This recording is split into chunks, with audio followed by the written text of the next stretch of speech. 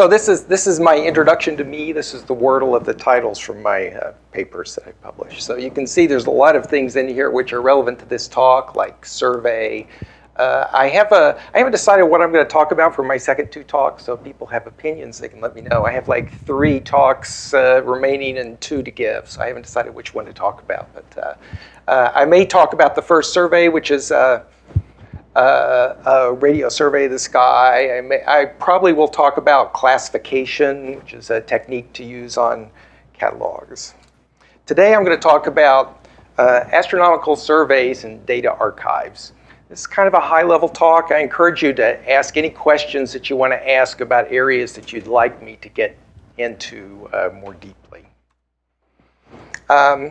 First of all, I'll talk a little bit about surveys. I thought Alex's talk on Monday about the Sloan Digital Sky Survey and the history and the value of the Sloan survey was a really great introduction to surveys. I'll say a little bit about the value of surveys. In fact, here's what I have to say about it. This is actually a quote from a proposal that we wrote that got funded, so it must have been the right thing to say. Astronomy is an observational rather than an experimental science. We can't go out and say, okay, what would happen if we made that star twice as massive? What would happen if we changed the Hubble constant to something else?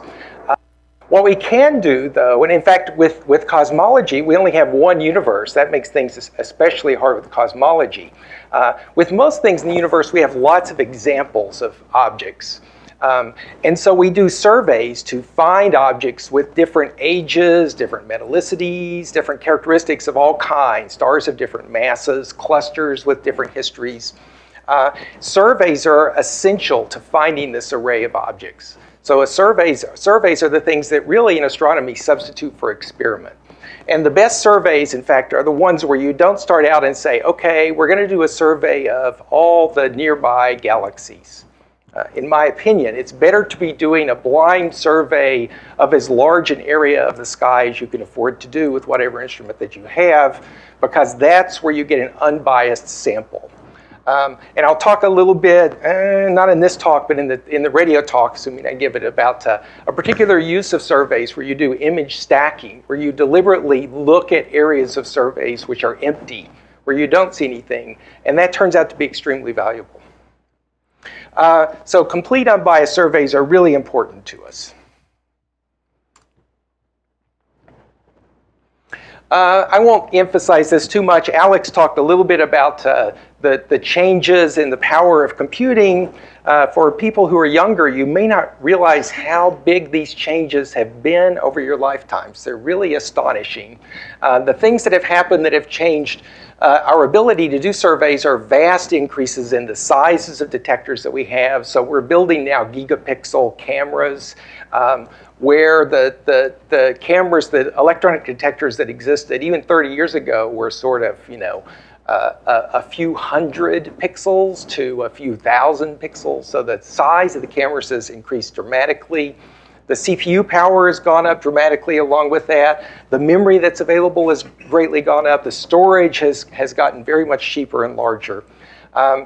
And observational astronomy is really transitioning now, I think, to an enterprise which is largely dominated by these surveys. So a lot of observational astronomy right now and in the future is being done in the surveys. I'll talk about one of the changes in computing power over the past years. This is one of the most dramatic ones, I think. This is the cost of disk, so magnetic disk per gigabyte. Notice it's a log plot on the y-axis. I'm not getting much. Let me just try this one. Hang on. So which one is the red button? No. Hang on. Is it off? That'll work. I got it. Okay. It's kind of worked, but I couldn't. It's sort of faint. It's losing its power, I think. Anyway, so this is the log plot on the y-axis. It's in a kind of a funny unit, thousands of dollars per gigabyte. But it kind of doesn't matter what the unit is, because any unit that I use is going to have a big number at the top and a little number at the bottom. This is just since 1980. In fact, the Hubble Space Telescope launch was in 1990, so it's right about here on the curve. And here we are right now. The cost of disks has dropped by a factor of 100,000 since the launch of the Space Telescope in 1990. So over the lifetime of the Space Telescope archive, the cost of disks has dropped a factor of 10 to the 5, which is kind of unimaginable. And it's the reason why every large archive, if you look around, all large archives are always behind the curve on the hardware that they have available. Because the curve is moving so fast that when you build something, if you wait 2 or 3 years, what you built looks out of date. And we can't afford to keep replacing our infrastructure over and over. So we're always kind of behind the curve on what we have. If you look at the implications of the changes of the cost, if you were to store a year's worth of HST data at launch, at the rate we were getting data at launch, on magnetic disk, it would have cost about $6.3 million per year for the prices of disks then. For currently, then it's a factor of 100,000 less than that. HST only gets about, I forget, the number's not on the tip of my tongue, but maybe 10, 15 terabytes per year or something like that. Well, you know that you can go out and buy, you could buy out of your pocket if you needed to, 15 terabytes of disk to store the Hubble telescope data. If we project this to the future and look at coming large projects, LSST, if you assume that this decrease in disk price continues, there's a little blip right now because of flooding in Thailand, which has messed up the supply of disks. But LSST, you'll be able to store a year's worth of LSST data. LSST is an amazing project, 30 terabytes of data per night. But you would be able to store the data for about $15,000 a year. In fact, even if you use current disk prices, LSST is a lot cheaper in terms of storage costs using current disk price than HST was at launch. So when you think about the difficulty of archives, actually, if you look at all these different missions, the one that was the most expensive and hardest was IUE. IUE did not have enormous detectors, but they were in 1980, 1977, when IUE got launched. They actually had archives. And in fact, none of these early missions, we were not able to keep all of the HST data on disk. We had mechanisms involving optical discs and jukebox and racks of things, and some things would be in the jukebox and some things would be up on shelves, and there were hand operations involved. And it was like a less mechanized version of that tape archive that we saw when we took the tour of it. International Ultraviolet Explorer. Well, actually, it had a reasonable size, but it might have been 256 by 256 camera or something like that. I can't remember how big the camera was, but yeah, IUE operated from 1977 to 1997, and actually the data are in the archive at MAST. I'll be talking about the contents of the MAST archive, and they're still being used. There's still about 50 papers a year being published with IUE data. Are these in today's dollars? These are all in today. These are actually in dollars at the time, so they're not. I don't think I put in an inflation correction. So it's an even bigger factor. Yeah, I haven't put in any inflation factors. I just, did research and pulled numbers off the internet for what people were advertising when they put out their new disks. So it's incredible, right? I mean, the change that we've seen, the change that you've seen in the last 10 years. So over your career, even for people who have just sort of been in graduate school or out of graduate school a few years, the changes are. There are a lot of plots that you could put up here. If you put up the rate at which you can read data off of disk, or if you put up the rate that you can transfer data over networks, it's really not increasing very rapidly. And so you wind up with bottlenecks where you can store an enormous amount of data, but then what can you do with it? So catalogs. Catalogs are an integral part of surveys. And you probably know, if you've done research with any of these catalogs, for instance, the Sloan Digital Survey catalog, that the catalog is the most valuable data product for the survey in many cases.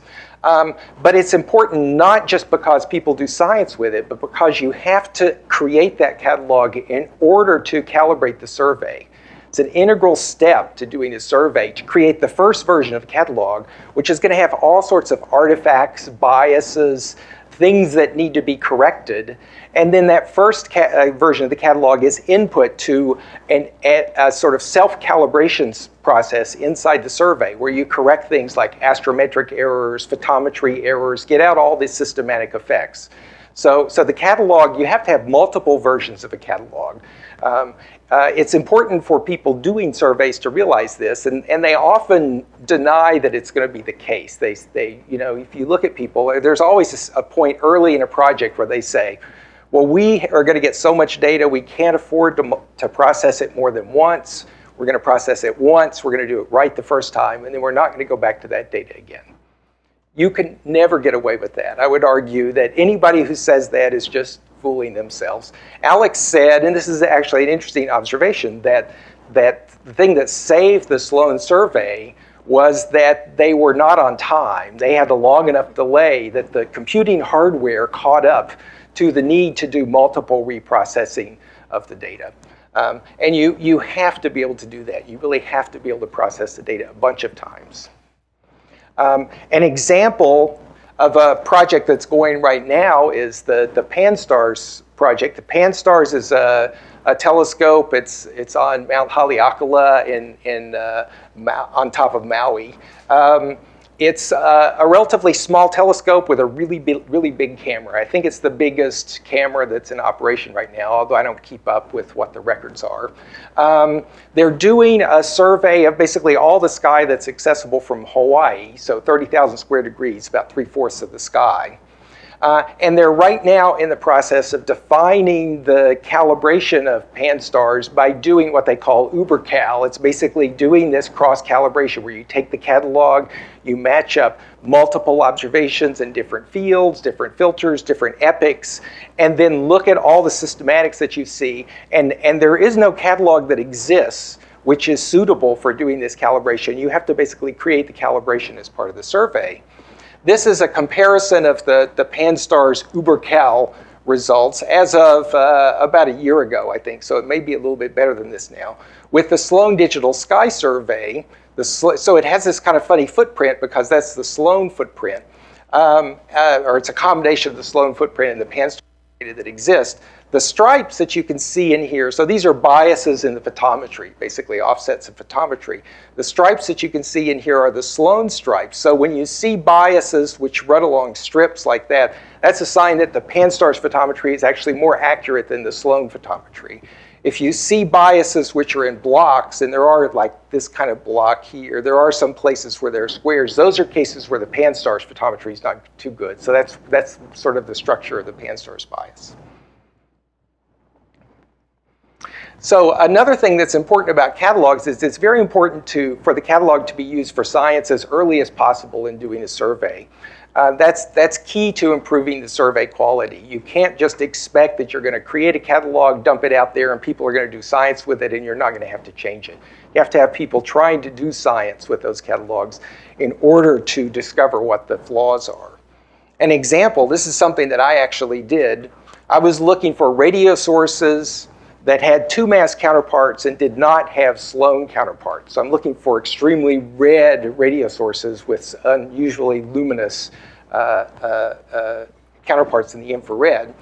And what I found is it's a great way to find flaws in the 2 mass catalog and the Sloan catalog. You find lots of 2 mass artifacts, things that are not real objects. You find Sloan cases where objects are just missed. You find big extended galaxies where the positions just wildly disagree. But you have to do that science in order to understand really what the systematics are in your catalogs.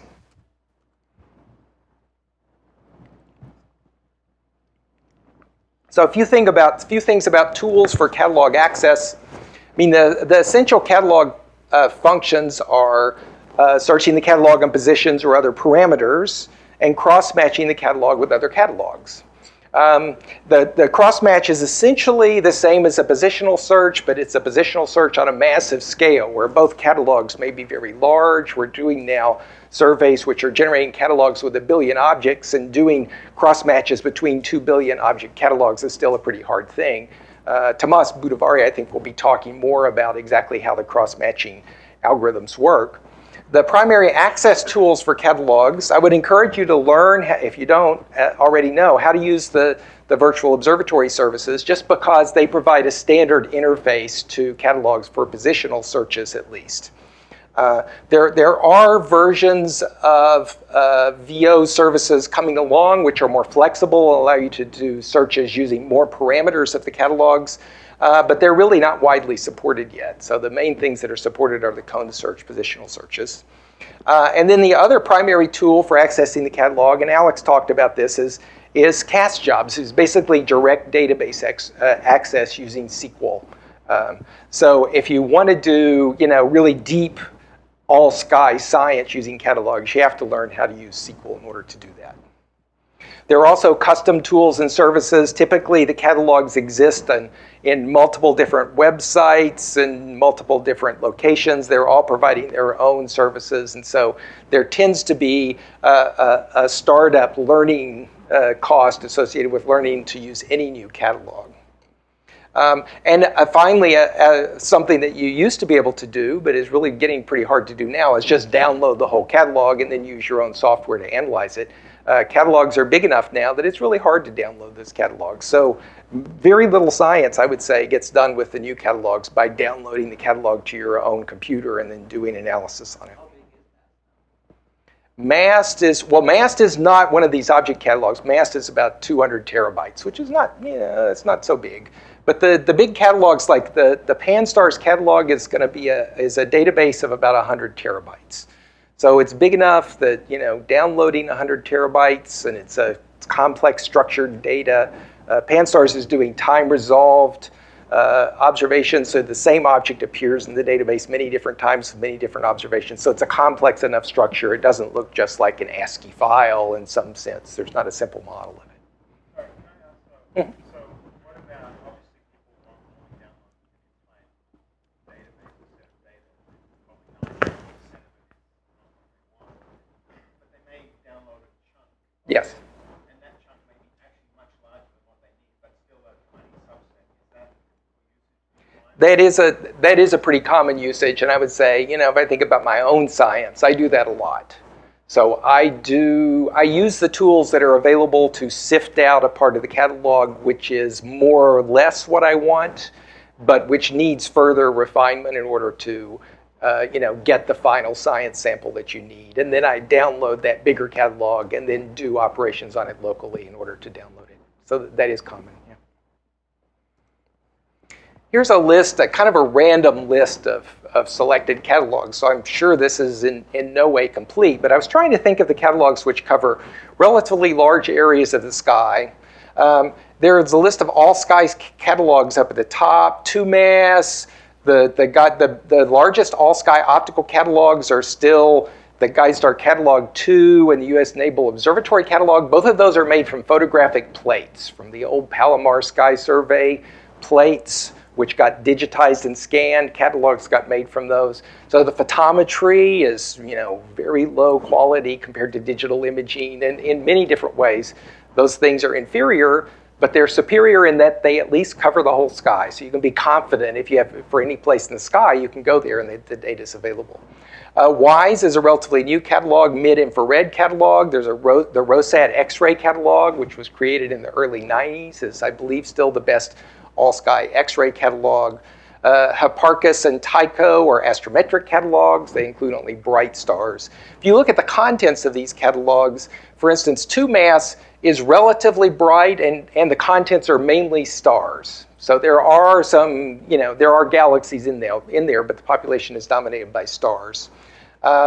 GuideStar Catalog and USNOB both have a significant population of galaxies. By the time you get to the deeper observations, like Sloan down here, 10,000 square degrees, the deeper you get in your optical observations, the more of the objects that are extragalactic objects.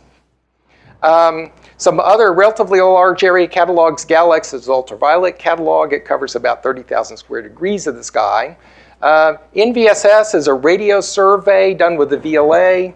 NVSS was the opposing proposal to the first survey when we did our observations, and we always thought it was a really silly idea because it has a resolution of 45 arc seconds, which means that its positions are not good enough to get optical counterparts for the radio sources. So it has very accurate radio fluxes, but it's very hard to do science with radio surveys without optical counterparts. For comparison, FIRST covers about 1/3 the sky area, but it has a resolution which is actually much better than MVSS, a resolution of 5 arcseconds and positions that are sub-arcsecond. FIRST covers the same area as Sloan. So FIRST acts as essentially the sixth extremely red color for the Sloan Digital Sky Survey. We're at 20 centimeters wavelength, and the Sloan longest wavelength is about 1 micron. So there are various surveys in here. Panstarrs is coming along. It's incomplete. It's not public yet.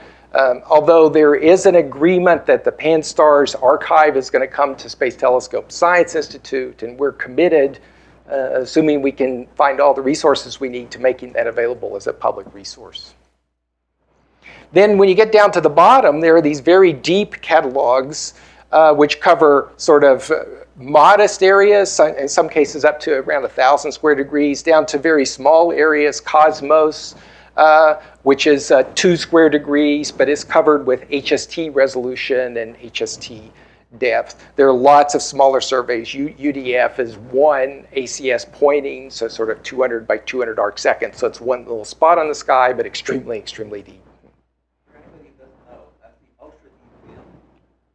So that's been hit both with ACS and then the Astronomical solid with Wide Field Camera 3. Yes. So that's the deepest optical imaging and infrared and ultraviolet imaging in the entire sky. Right. So there's this whole range of observations. The ones, it would be great to have, you know, this kind of depth over the whole sky. But we can't afford to do that yet. But looking ahead to LSST, coming observations, LSST is going to have very deep observations over a very large chunk of the sky. So in the future, there are going to be surveys which are much deeper than these and which cover very large areas. Yeah. I just wanted to mention also, I mentioned, and Lisa mentioned, and probably other people mentioned, the CANDELS survey. So what CANDELS is HST using Wide Field Camera 3 to hit the 5 deepest fields in the sky: Goods, UDF and its surroundings, Goods is north and south, Cosmos, and also the Aegis field, the extended Gaussian field in the north.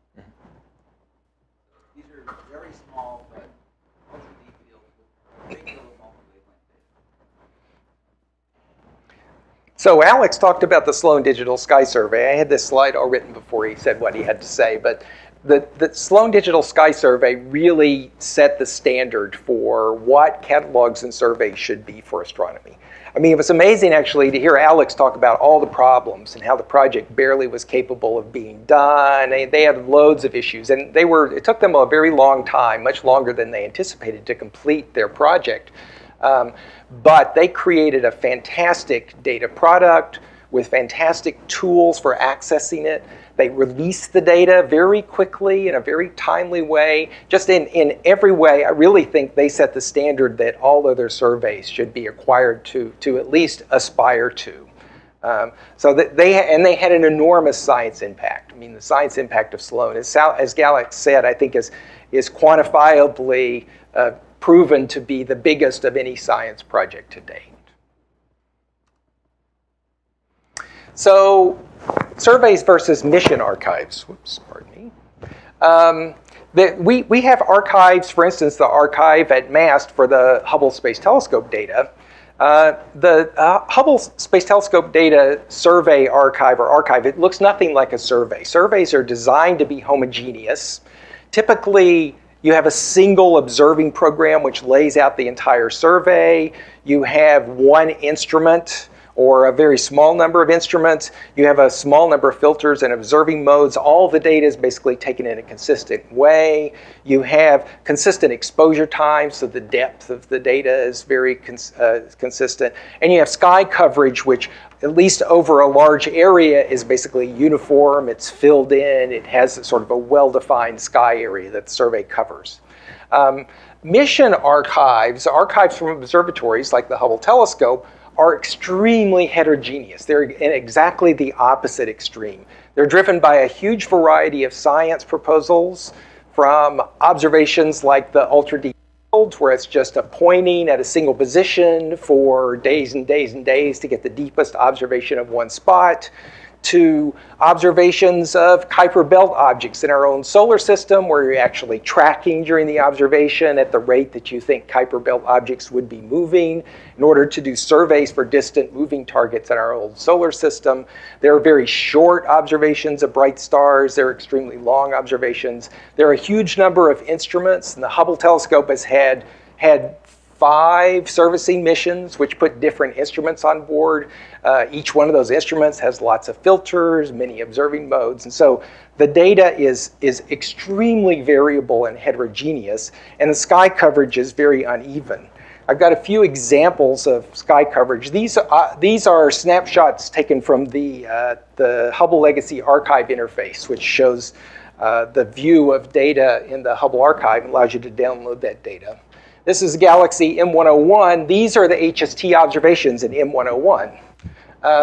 And what there are almost 1,400 observations. The yellow ones are ACS. That's one ACS field of view. So obviously people were doing little mini surveys here where they tiled the sky. There's WIFPIC 2 observations, another camera on Hubble, these sort of little echelon-shaped things. There are observations with Nick Moss. There are observations with the new camera, Wide Field Camera 3. So there's just a mess of observations, right? The sky coverage is extremely complicated. The total depth of this data is extremely complicated. And this is typical. If you pick any nearby galaxy, you're going to see something that looks like this. Here's another example, the globular cluster 47-TuC.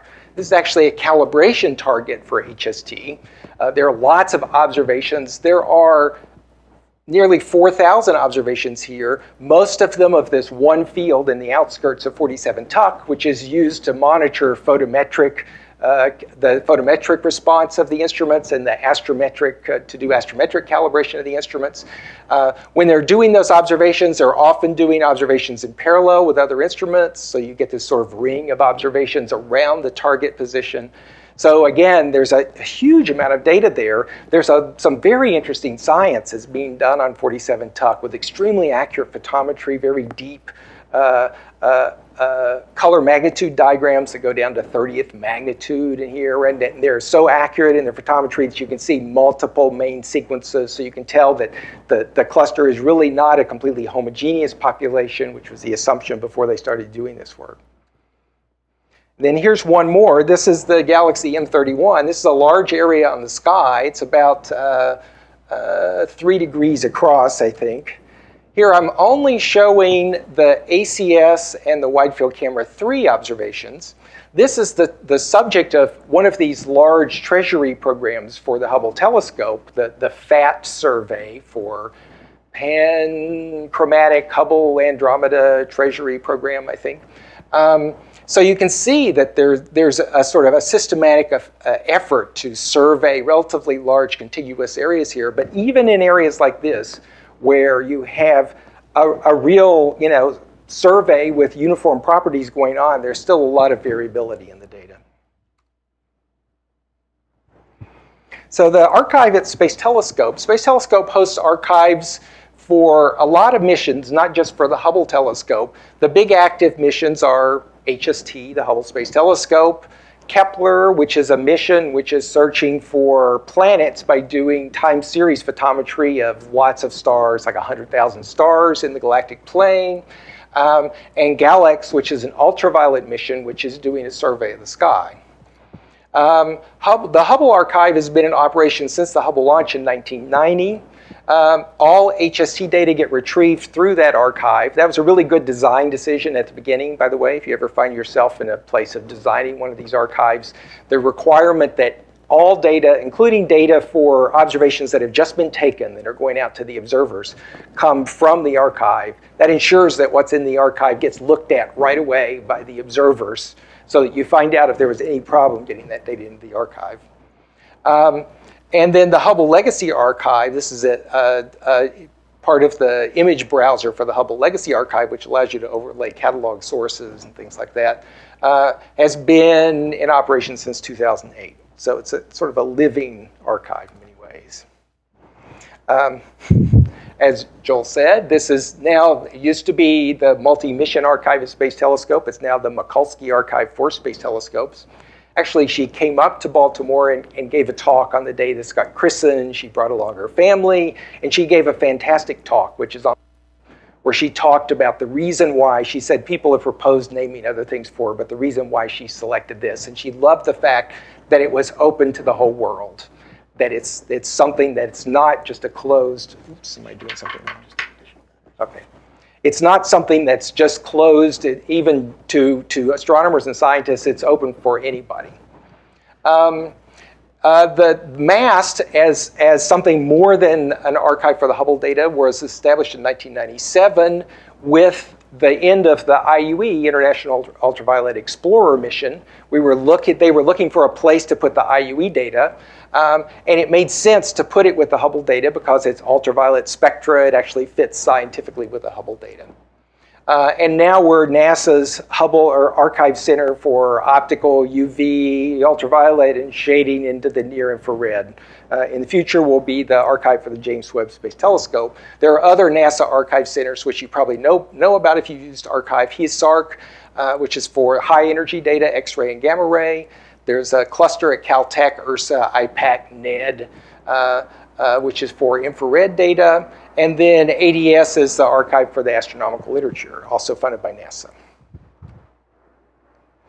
So what is an archive in this case? An archive is more than just the data. Hubble Archive, this slide's a little bit out of date. I think the number is about 200 terabytes now of data that we have, which once upon a time sounded like a lot of data, but nowadays is not very much data, right? You can run one of your simulations and you can generate 200 terabytes of data in a very short length of time. But it's not just images, it's images, spectra, catalog, time series. There are a lot of different kinds of data. There's also a lot of metadata, all the descriptive information that goes along with those observations, including the original proposals and links between those proposals and the data, when the data got taken, what the instrument configuration was, all sorts of ancillary information associated with the observations are stored. But an important component of the archive is the user interfaces. We have essentially entirely user interfaces these days which are web-based. There was a time when we were creating interfaces. We were writing, for instance, Java programs which got distributed to people. They would use those programs to access the archive. There was a period of years when we had both our Java interface to the archive and the web interface. The Java interface was more capable. 99% of the access came through the web interface because the learning curve for the web interface is very small. Everybody knows how to use a web form, how to retrieve data by clicking on links. With the Java program, if you only use it every 6 months, you always had to upgrade it to the latest version. You know, there was a lot of effort involved with using it. So even though it was more powerful, people weren't using it.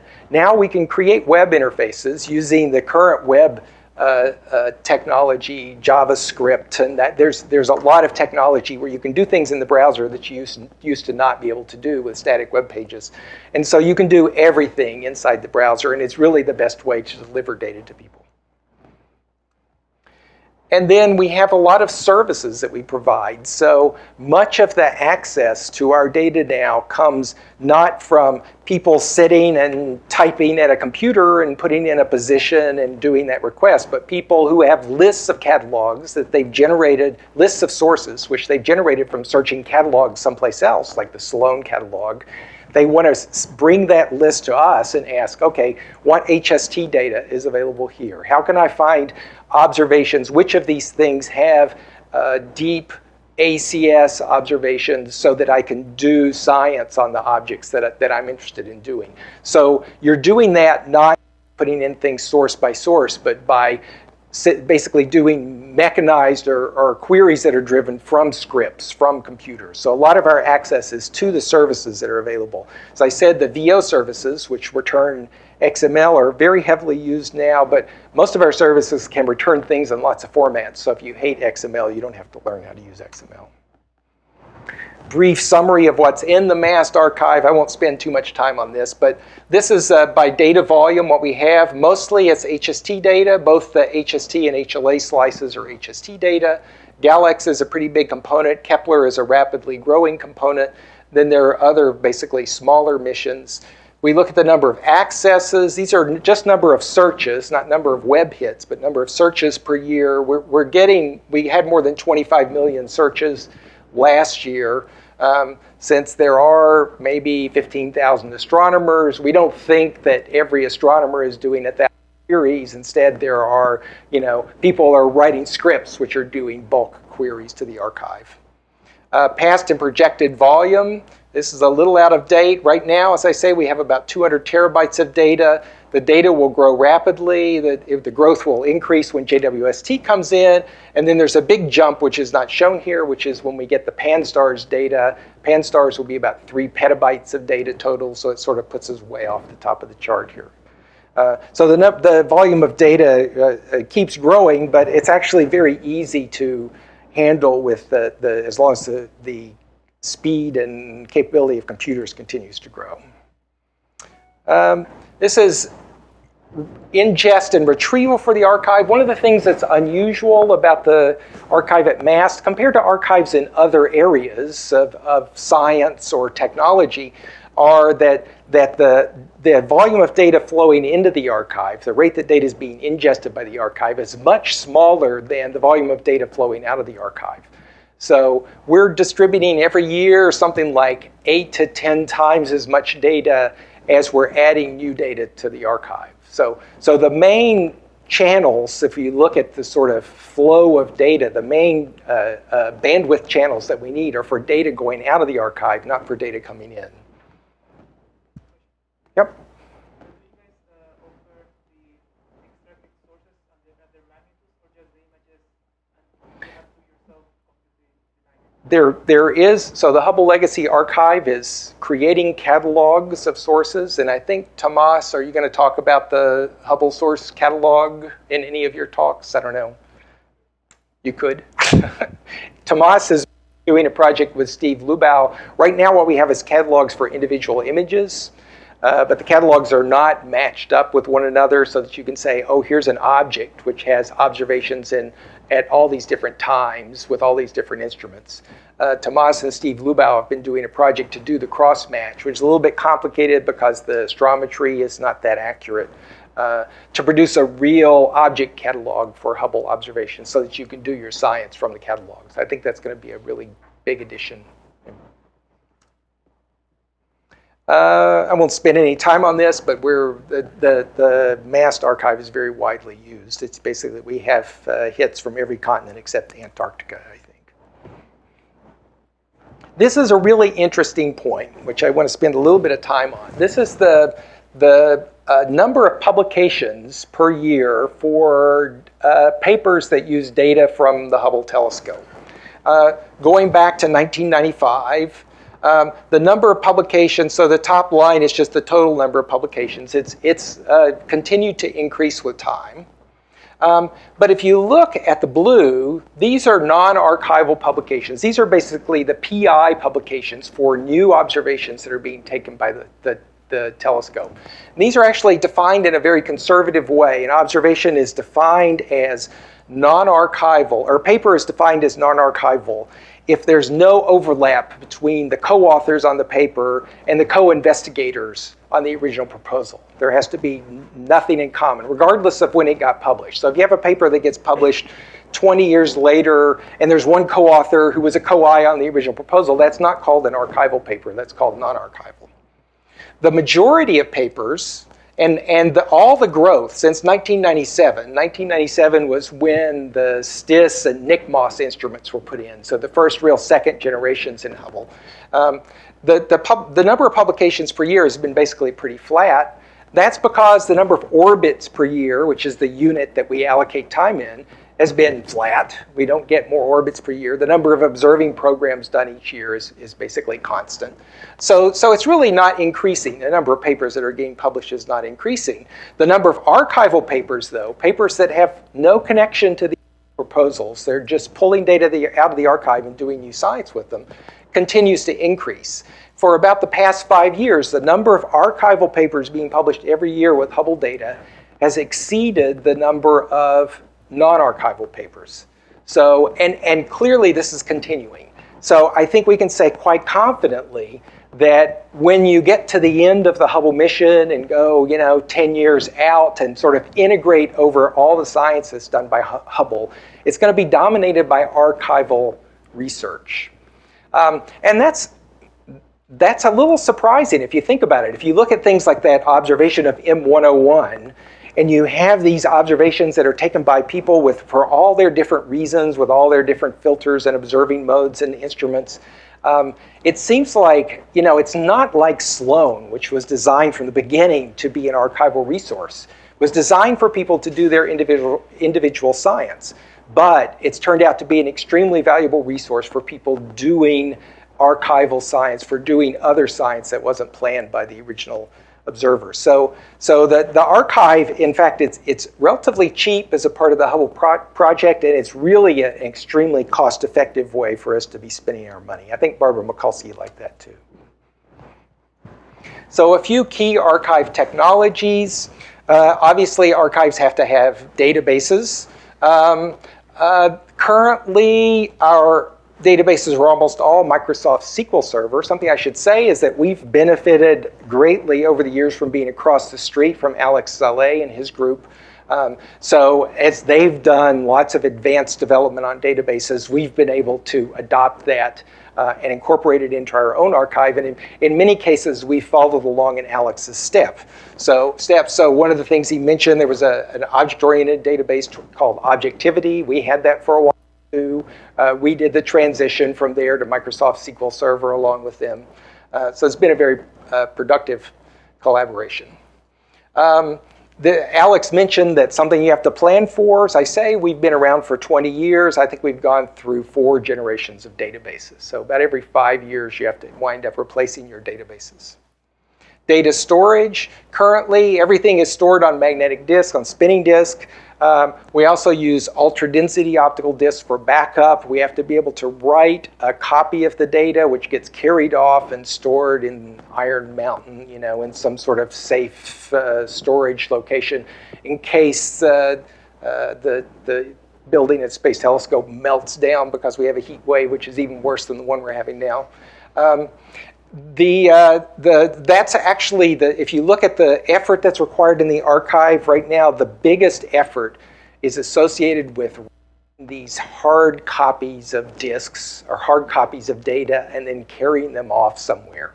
It's really hard, and that's a technology that's not been keeping up very well with the ability to, the fact that disks get cheaper and cheaper. So ultimately, we may just be writing data to portable disks, shipping those disks off, but we have to be confident that those disks have a really long lifetime and can be carried around safely. So I think we don't know exactly what the right technology is going forward. Actually, there was a great paper a couple years ago from the Academy of Motion Picture Arts and Sciences, which is the Oscar people, talking about archival of digital movies.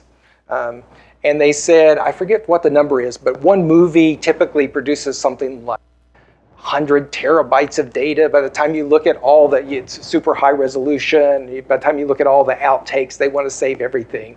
Produces a large amount of data. But then they said they don't really know what the right way is to preserve this data for the long term. They think they understand now for film. They know how to store film so that data on film can be preserved for very long periods of time.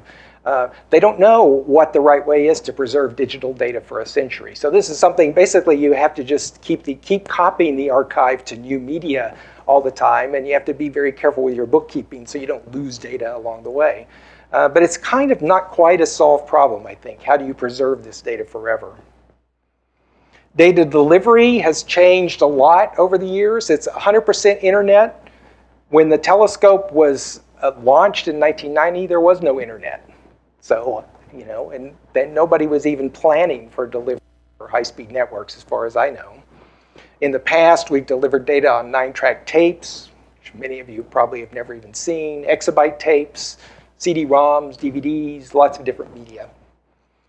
And then user interfaces. As I said, we're using entirely browser-based interfaces now with JavaScript, PHP on the server, some Flash. We're trying to get rid of the Flash. HTML5 is coming along and providing good graphics capabilities inside the browser.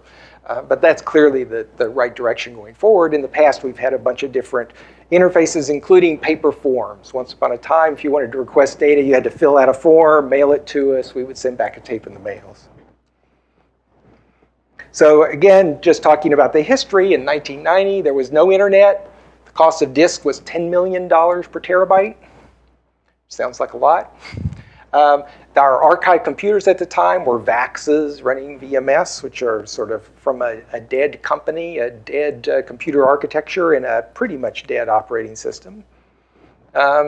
These are actually observations of supernova 1987A, which exploded in the Large Magellanic Cloud a few years before the Hubble launch, 1994, 2003, 2009, so it continues being observed. In 2012, all the data are delivered via internet, which didn't exist. Disk cost is about $100 per terabyte. Archive computers are a completely different looking architecture from what we had at the time.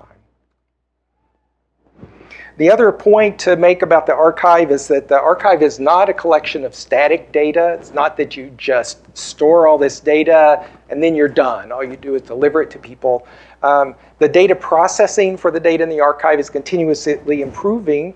The Hubble Archive has actually for a long time used something called on-the-fly recalibration or on-the-fly reprocessing, where you start from the raw data that comes from the telescope and you process it through the most recent version of the calibration pipeline with the most recent calibration files in order to produce the data that gets delivered to astronomers.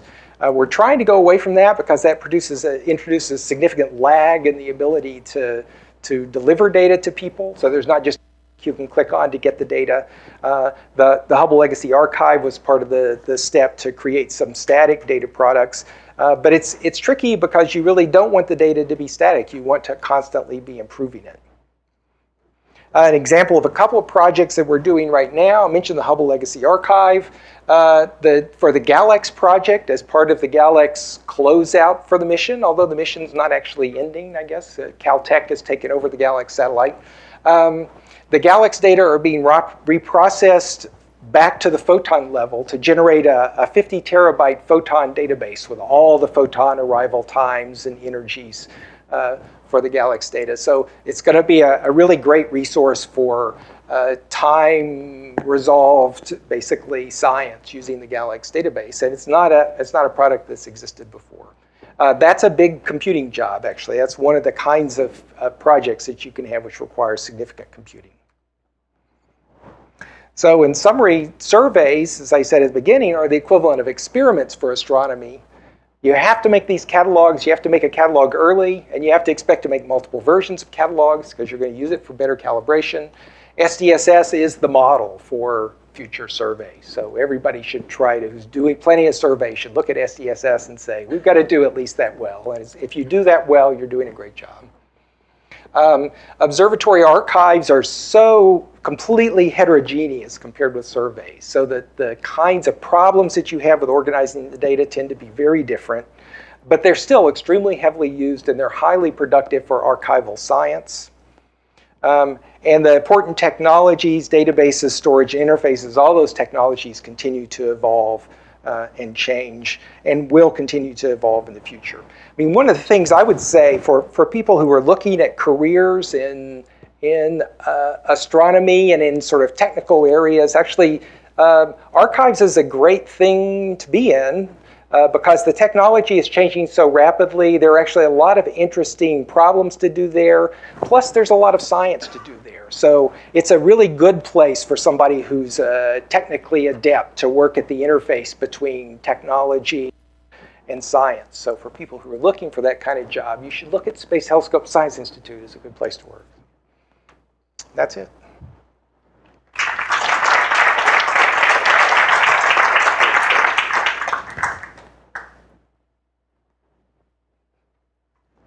Questions?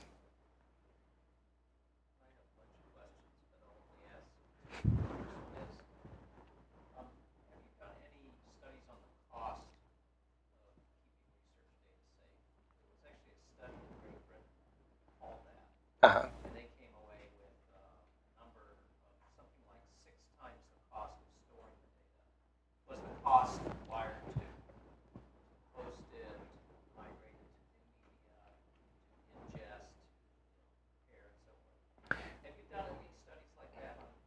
We have not done studies, but we have the data to do it. So we've gone through multiple media migrations. It tends to be a lot of work to do these migrations from one medium to the next. And we have lots of information on it. And while the numbers, the good part is it gets easier every time, because when we did our first media migration in 1995, the data volume was still really big, and just handling that much data was hard. We did a media migration just maybe a year or so ago, and that was very easy, because now moving 100 terabytes around is not that hard. The next one, in 4 or 5 years from now, will be very, very easy, because you'll be able to write 100 terabytes onto a flash drive, and so you only have to. Well, anyway, the whole project becomes easier with time.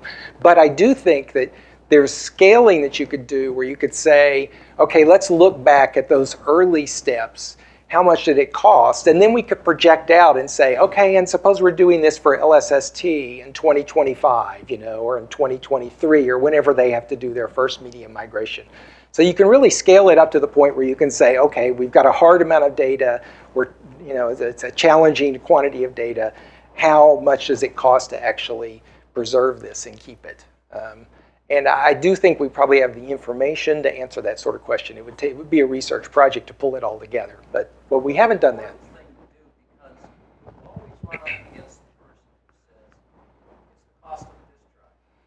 Yeah, and it's not. It's not anymore. I mean, there was a time when the cost of the disk drive was a big part of the cost, but not anymore. Yeah.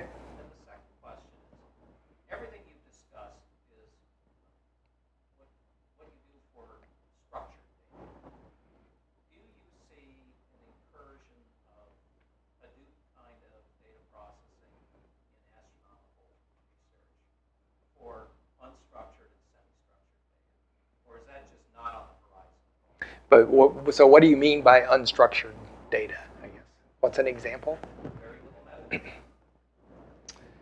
Or none. Well, okay, so we do maintain data. We have a kind of data we call high-level science products, which are community-contributed data. So it is possible for people who have collections of data to give them to us. We will archive them, we will preserve them, and we will make them available. But we require a minimal amount of metadata. We require the data to be in FITS format, so meaning that it's image or spectral data. And there has to be the minimal metadata that you can figure out which telescope it came from, if it's a secondary product for HST data, which HST observations actually got used, so you've got some heritage of the data. But we don't have all the metadata that we would have for just a raw observation in the archive.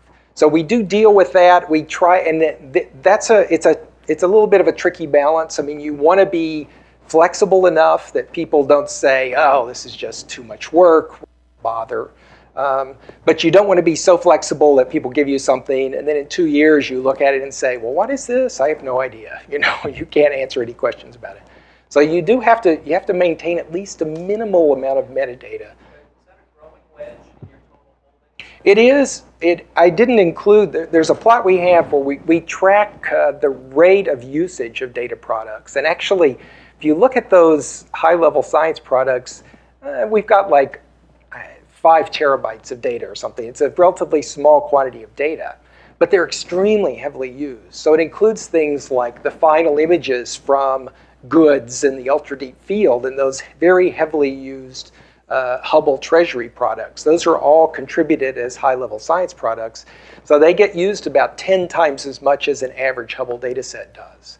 So we consider them very important, even though the total data volume right now is not very big. So it is something that we think about a lot, and we don't have hard rules about exactly how much documentation and metadata needs to come in. So we try to encourage people. One of the requirements we have for those contributed products, and this is something I think we're going to need to think about in the future, is that you need to have a publication associated with them. That's the vetting process that we have. You say, okay, there's a refereed publication, so this data is suitable for us to preserve and keep. But exactly what it means to publish data when the data gets to be very big, I think it's not so clear what would satisfy that requirement for a refereed publication for a really large product, which is producing a big data product, which may never get published in traditional form.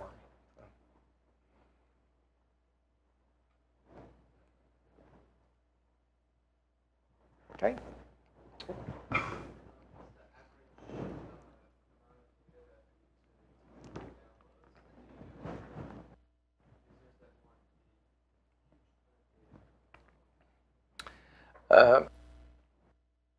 I could find out what the number is. I don't know what the number is for an average size download. My guess is it's a few gigabytes. I mean, our most heavily used data products are the imaging products. And those typically, a single image from the advanced camera or the wide field camera 3, by the time you've calibrated it, is about 160 megabytes. But then a typical observation, you'll have 2 filters and 3 exposures in each of those filters or something. So you wind up having like half a dozen of those images. So that would be like 1.5 gigabytes maybe worth of data. So I suspect that's a typical size, but you can make much larger requests. One of the things that we do is we have, like I said, that the vast majority of the data that we deliver goes over the internet. But if you have a really large request, we do have the option to say, write this to a disk and send me the disk. And we have portable disks which we can mail around. We've done this not just for Hubble data, but one of our heavily used data products is the digitized sky survey, which is these digitized versions of the Palomar plates. They're still, we have something like, I don't know, 15,000 requests per hour or something like that. Some large number of requests for those come in. There was an episode 6 or 7 years ago where all of a sudden our servers were being swamped by requests for digitized sky survey images, and they were all coming from South Korea. And it turned out what was happening, and there was nothing nefarious about it, but somebody had written a script that said, okay, we're going to download the entire digitized sky survey, and we're going to do it in parallel. So they distributed the script to lots and lots of institutions, and lots of people were running it, and it was just making requests for pieces of the data, and then they were pulling that together and reassembling the digitized sky survey on their computers. Well, so in fact, it's very hard. If you think about, this is one of the downsides of internet access to the data, is we don't have any mechanism to tell people, don't do that. And all we could do was, we started out by trying to identify the individual IP addresses, and we were sending back empty files that just said, contact us, contact us. That didn't work because there were so many different addresses, there were always new ones being added. So there was a period of maybe a week when we did this for all requests coming from any IP address in South Korea. And eventually somebody did get in touch with us, and we talked to them, and we sent them a disk with all the data. So we want to solve their problems, but it's hard, it is hard when these things come in, they're anonymous, there's no identification really that comes in other than the IP address. So you don't have any real way to access people. And this has been a discussion among the other NASA archive centers about what do you do. It's very easy now to write, scripts that do lots of parallel requests to the archive. And if you think of the archive as having a boundless amount of resources, then it makes sense. It's like, wow, so I don't have to do these 1 at a time. I can do 10 at a time, or I can do 100 at a time. And what are we supposed to do on the archive side? How do we respond to that when we're too heavily loaded? So we're thinking about, how to handle this issue, because you don't want to handle it. The easy way to handle it is just by closing the access down in some way, and making it hard for people to do it. And that's not the goal. The goal is to make it easy for people. But it's a big question. But anyway, we do ship disks. That's the main additional mechanism we have for sending data. Yep, for free. Yep. As far as I know, the disks always come back. People have not yet sort of discovered this as a mechanism for getting, hardened 3 terabyte disks that can be shipped around with lots of interfaces on them. They're designed so they have every possible interface, and you can send them back and forth and they don't fall apart. So, but people do send them back.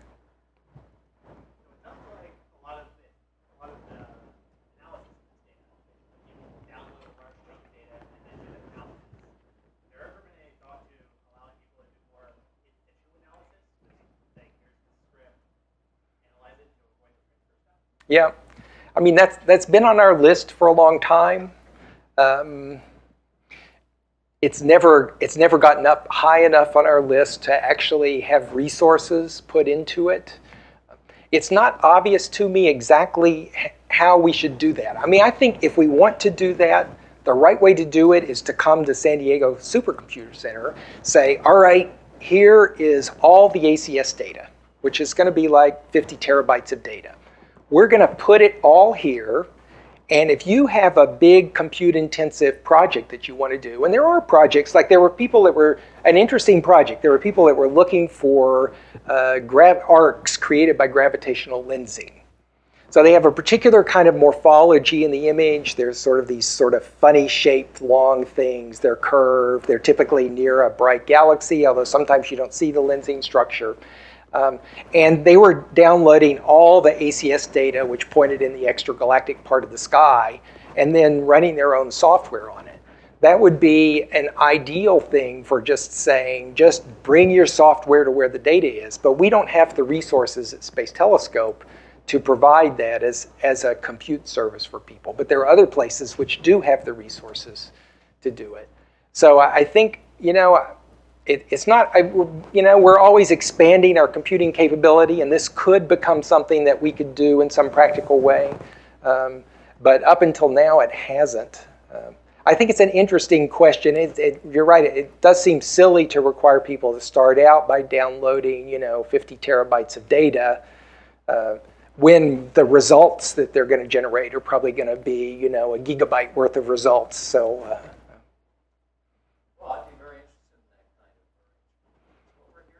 Yeah. That's what I'm hoping will come out of this summer school.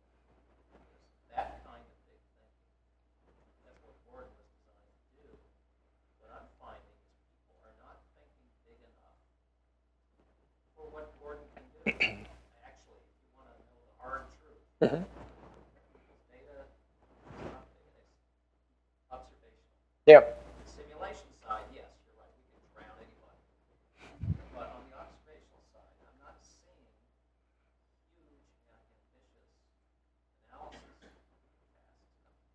yeah, and there's a big barrier at the beginning, getting all the data in.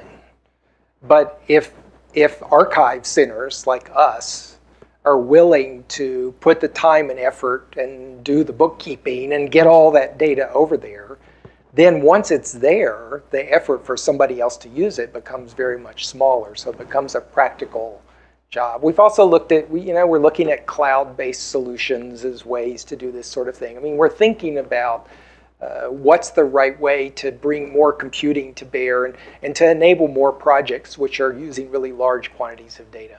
So I didn't talk much about the Kepler data. I haven't finished planning for my hands-on session tomorrow, but I'm tentatively planning to do something with the Kepler light curves. The Kepler data, there are something like, I don't know what the number is, but a million light curves of stars which are publicly available now. Fantastic quality data, lots and lots of little files.